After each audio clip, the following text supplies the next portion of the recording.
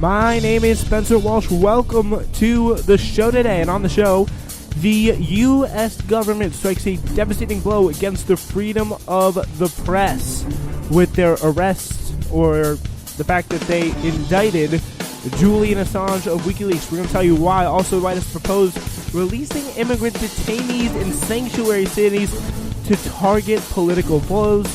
New York Times and the liberal media attacking Chelsea Manning again for some reason.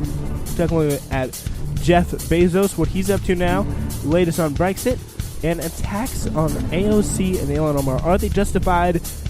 We will investigate that as well. Thank you so much for joining us here today.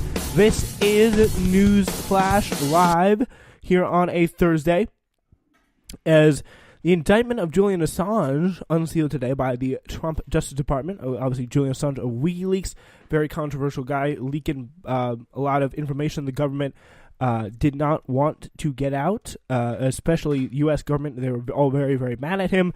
The charging document the U.S. Made was something that really posed freedoms, and a great piece about this we're going to break down from The Intercept about how they, not only in the U.S. but around the world, this charging document and accompanying extradition request from the U.S. government used by UK police to arrest Assange once Ecuador officially withdrew its asylum protection, seeks to criminalize numerous activities at the core of investigative journalism. And this is the important thing. Like, this is, I think it's very important, at least just for the moment, no matter how you feel about Julian Assange, if you value good investigative journalism, it's important to take a look at what's been said here. So much of what's been reported today about this indictment has been false, writes Glenn Greenwald and Michael Lee in The Intercept. The first crucial fact is that the indictment is that its key allegation that Assange did not merely receive classified documents from Chelsea Manning, but help her try to crack a password in order to cover her tracks, is not new. It was long known by the Obama DOJ and was explicitly part of Manning's trial, yet the Obama DOJ, not exactly renowned for being stalwart guardians of press freedom, concluded it could not and should not prosecute Assange because indicting him would pose serious threats to press freedom. Obviously, if you thought Obama was bad, just like wait for Trump on a whole nother level. It's gonna be very, very different. So, indicting him would pose serious threats to press freedom. So this is what the Obama administration thought. And keep in mind, Obama administration they've not been great on this. And some today's indictment contains no new evidence or facts about Assange actions.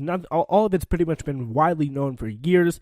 The other key fact that's being misreported is the indictment accuses Assange of trying to help Manning obtain access to documents, databases that she had no valid access to, hacking rather than journalism. But the indictment alleges no such thing. Rather, it simply accuses Assange of trying to help Manning log into the Defense Department's computers using a different username so that she can maintain her anonymity while downloading documents in the public interest and then furnish them to WikiLeaks to publish. So pretty much what she had another username, but she was using someone else's to pretty much maintain her anonymity. So like people pretty much know her username and password. So if she logged in, and that's what she tried to do. She tried to download documents in the public interest, and whistleblowing laws, if we really have any that are effective, they really did kind of fail her in that circumstance. So in other words, the indictment pretty much just seeks to criminalize what journalists are not only permitted but ethically required to do, which is take steps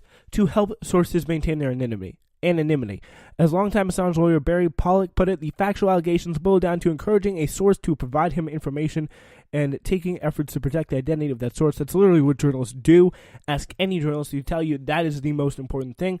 Journalists around the world should be deeply troubled by these unprecedented criminal charges, supposedly coming from one of the biggest supporters of the free press in the world, the United States. And yeah, because if you really look at the media indictment, like, this is what journalists do. Like, this is their bread and butter. Like, I know some pretty high up, like, investigative journalists, people who are really, like, they're well aware of what, they put together some pretty amazing work. I've had the opportunity to, like, meet some of them, and, like, this is, again, they told me like how they do their work, and it's a big part of it. So it's a really devastating blow to see that possibly be criminalized.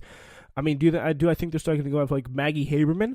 No, but like if there is someone out there who's doing really, really good work and really important work on behalf of, whether it's the Trump administration, whether it's another administration, trying to really expose some malicious activities by the U.S. government, like, which is something that every journalist should and needs to, frankly, no matter the administration, needs to be doing.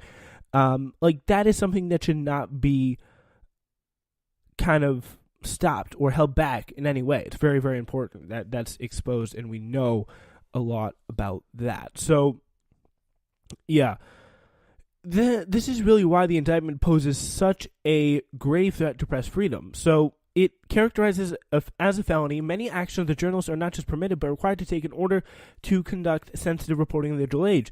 So it's not something that it's going to be very interesting to see how this is treated in court here. But because the DOJ issued a press release with a headline that claimed that Assange was accused of hacking crimes, media outlets mindlessly repeated the claim, even though the indictment literally contains no such allegations. And you had to think that these people who wrote this press release would know that's what happens. Like, oh, you hear Assange got rung up on hacking? That isn't really what is... It's not really what's going on here. It's something very, very different. Like, it's pretty much encouraging someone else... It's pretty much helping someone else be a whistleblower. It's unbelievable that, like, this is the media that apparently democracy dies in darkness, folks. Yeah, well, it's pretty dead right now. You guys are the ones holding the light. Washington Post, New York Times, like CNN, all these people who've been saying and repeating this completely false narrative about hacking, and this is what he got hit on. Like, even though they obviously didn't read the indictment and just told them whatever their friends at the DOJ told them to say, which is, it's good for sources, but, like, you can't behave as a journalist in that way. It doesn't take a very smart person, it doesn't take a very well-educated person to see that that's wrong and unethical. Like, just let this sink in. Like, do you think it's, like, if you're looking at this situation from what is a normal perspective, and you see that, like, that situation arising, how in the world can you not take a minute and have a good think about it, and try and really figure out what's going on?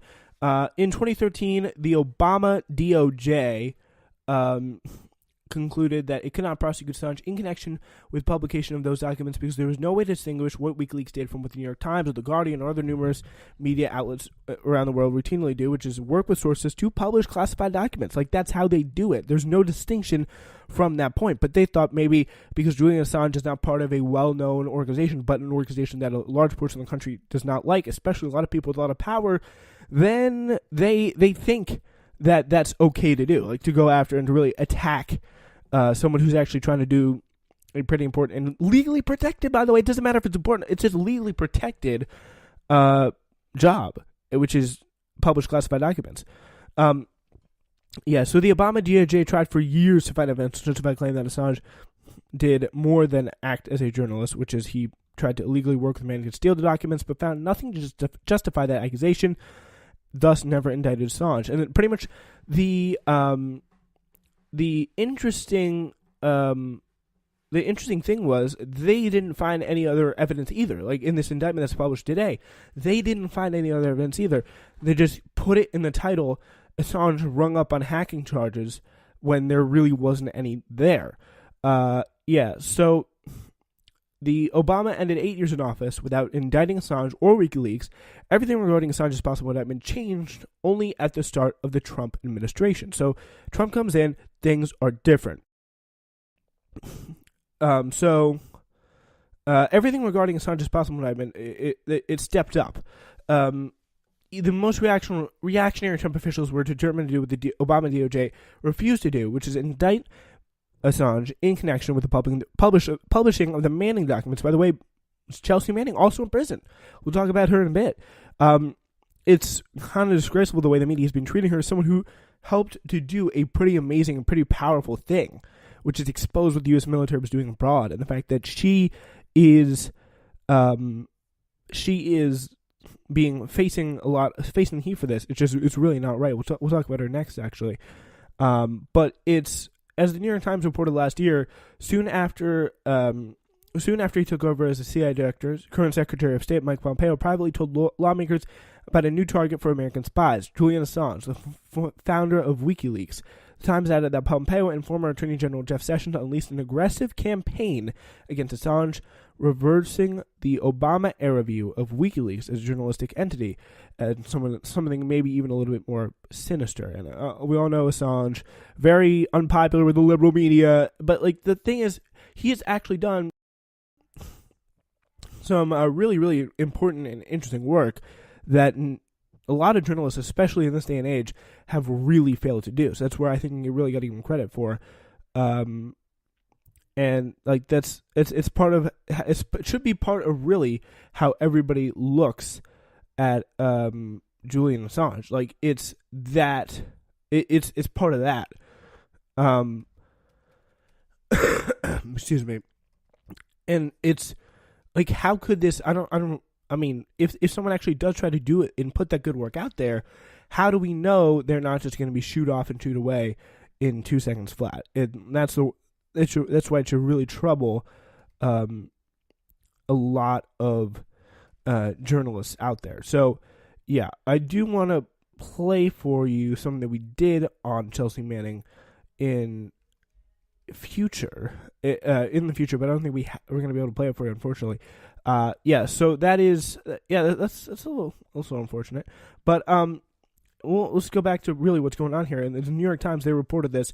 In April 2017, Pompeo, was still the CIA chief, delivered a deranged speech proclaiming that we have to recognize that we can no longer allow Assange and his colleagues to use the latitude to use free speech values against us. The latitude to use free speech values against us, like, isn't that little thing free speech? They're just using it against us. We can't let them have it, folks. We need to go. We need to get after them. Like, it's incredible. Like, that's the mindset they were coming at. They were coming at screw civil rights, screw the basic First Amendment of the U.S. Constitution. Screw that. We need to get this guy. And that is very disturbing. That shows the attitude that some people in this government can really push against a whistleblower. And all it takes is an election. All it takes is an election for the rule of law to go out the window here. That's something that we've seen. Any person looking at this rationally has seen, not with just Assange, but in many cases over a pretty large period of time. So yeah, from the start, the Trump DOJ made no secret of its desire to criminalize journalism generally. Earlier in the Trump administration, then Attorney General Jeff Sessions explicitly discussed the possibility of prosecuting journalists for publishing classified information. They've really been aggressive in tamping down on leaks and all that stuff. So yeah, Trump and his kids were open about how eager they were to build on and escalate the Obama administration's progress in enabling journalism in the U.S. to be criminalized. Today's arrest of Assange is clearly the culmination of 2 years of efforts by the U.S. government to coerce Ecuador under its new and submissive president, Lenin Moreno, to withdraw the asylum protection which that country extended to Assange in 2012. Rescinding Assange's asylum would enable the UK to arrest Assange on a minor bail-jumping charge pending in London, and far more significantly to rely on an extradition request to the U.S. government and send him to a country where he has no connection, to which he has no connection, stand trial for these leaked documents. Like, the U.S. wants him in there badly. Very, very badly. He worked with Chelsea Manning, and now he's going to have to face the punishment for it. And there's a lot of people who've, especially in the U.S. media, who have unbelievably deranged failures. They want to see Julian Assange's head on a spike. Like, it's just that simple.